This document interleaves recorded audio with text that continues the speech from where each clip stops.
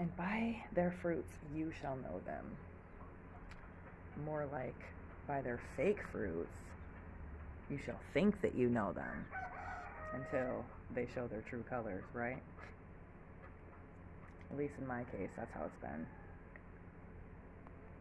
I have one piece of advice for anyone who loves the Lord, has been transformed by Him, and He has changed their life and saved them from the depths of hell. And I don't mean just hell, but like hell here. If you have met somebody that acts like they love God and they know Him and follow Him, whenever you talk about God, like if you bring God up and someone's like, oh yeah, I love God too, like awesome, or they got a cross on and they're trying to show you their cross. If you don't want to waste time and set yourself up for disappointment on seeing the real fruit,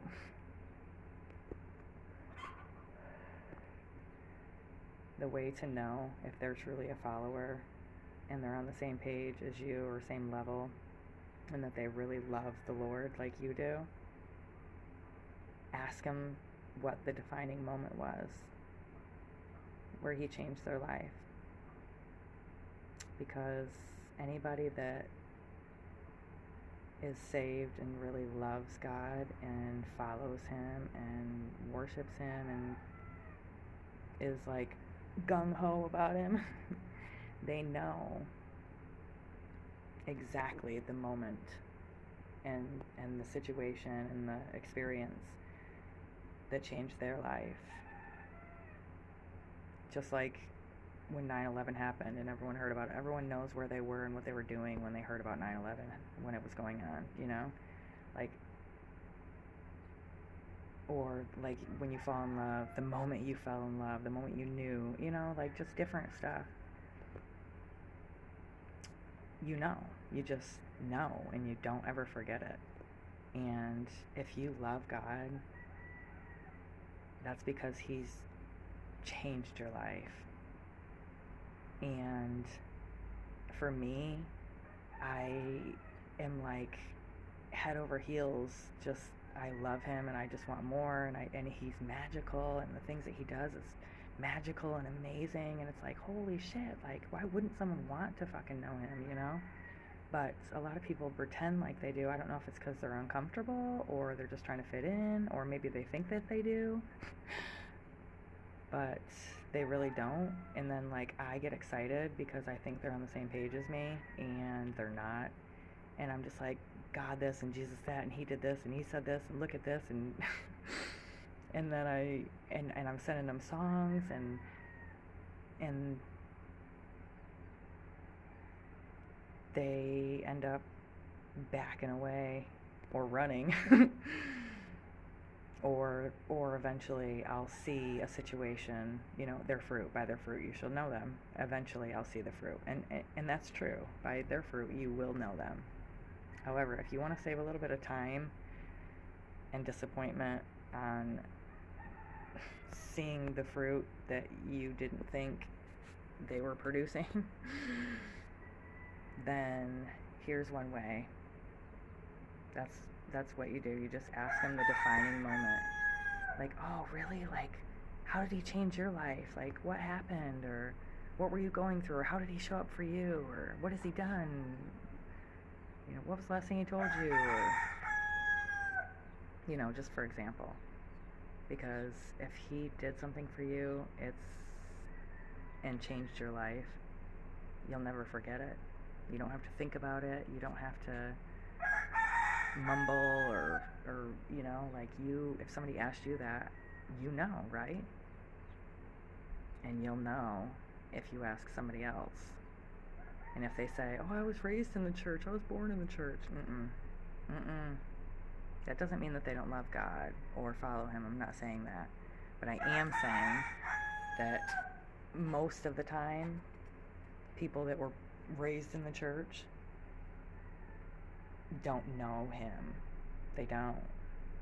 They just know their Bible and they know what they've heard about him. But they would go to their pastor to ask for advice before they go to God.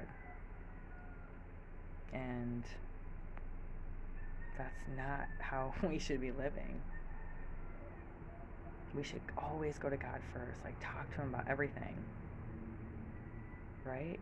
Isn't it exciting? Like, I love him, and the things that he does for me, just, it amazes me, and it's powerful, and it's just, it feels good to be loved.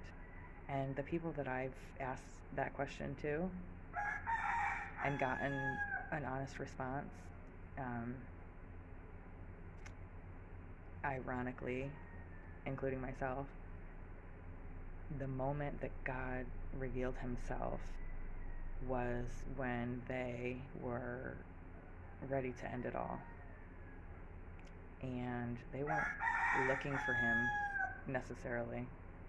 Some might have been, but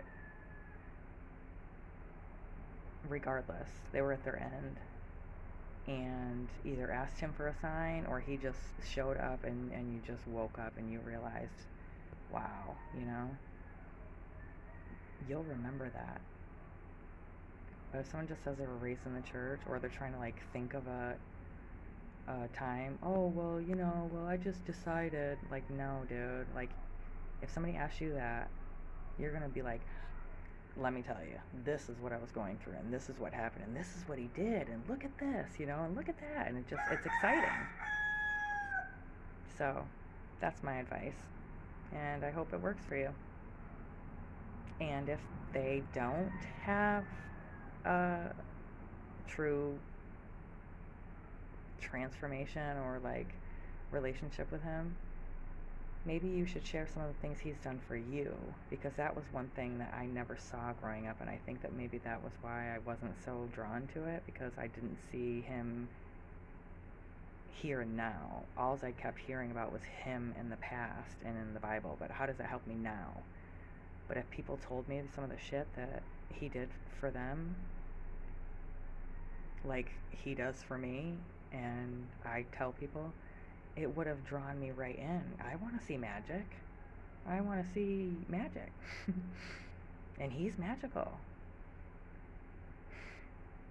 But he's the real deal. He's not an illusion. He's just invisible. For now. Anyways. Share your story. But yeah, ask people. Ask them right off the bat. As soon as they say that they follow him too, or know what you're talking about and love him, ask them. Don't start sharing yours first. Ask them. Then share yours, whether they had an honest answer or not. But always share your story. That's what's going to bring people in. Anyways, I hope this helps, guys. I love you, and until next time, bye!